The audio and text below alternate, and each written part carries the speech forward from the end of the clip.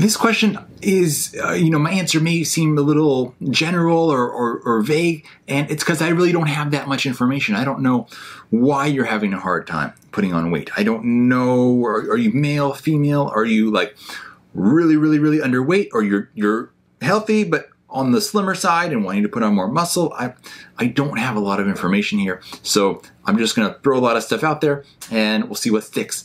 So in terms of putting on weight, I wouldn't that often look to herbs. I mean, if you have a stress-related eating issue that you need to take certain herbs, like say reishi and ashwagandha, to maybe help deal with the stress, and that lets you get to a better place in terms of your weight. Okay, that's one way of looking at it.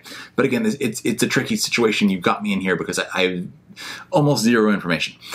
So a couple things that I would mention would be ashwagandha, not just because of the stress effect that I was speaking about a moment ago, but because it has been shown to help put on muscle. So they did a study with 57 men, and they were between ages 18 and 50, and they were taking 300 milligrams of ashwagandha twice a day. And this was placebo-controlled, so there was a second group that was just taking like some other just capsule of nothing, or just it looked like it was something, but nothing significant in there.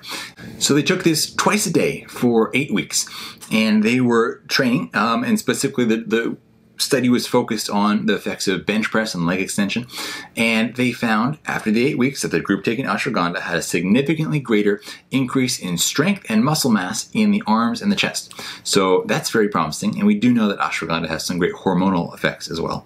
And then also Cistanche is another one. Cistanche is something that's going to increase muscle mass by stimulating growth of muscle and inhibiting breakdown of muscle, and it's also promoting protein synthesis, which is going to be helping to build more muscle as well.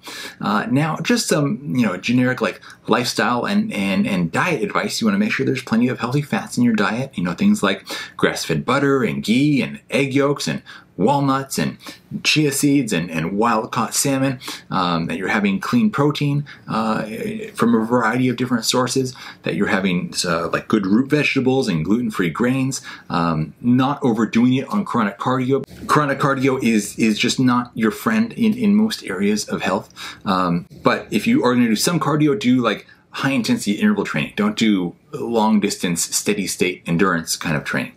But ultimately, you want to be focused on strength training. That is really going to be your friend.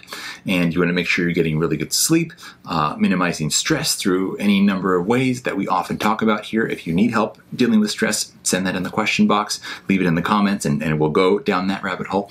And also, you may have a full thyroid panel done and see whether you could have hyperthyroidism, which is an overactive thyroid, much less common than hypothyroidism, but this is something that can cause your metabolism to be too highly active and perhaps a part of the equation that's preventing you from reaching a healthy weight.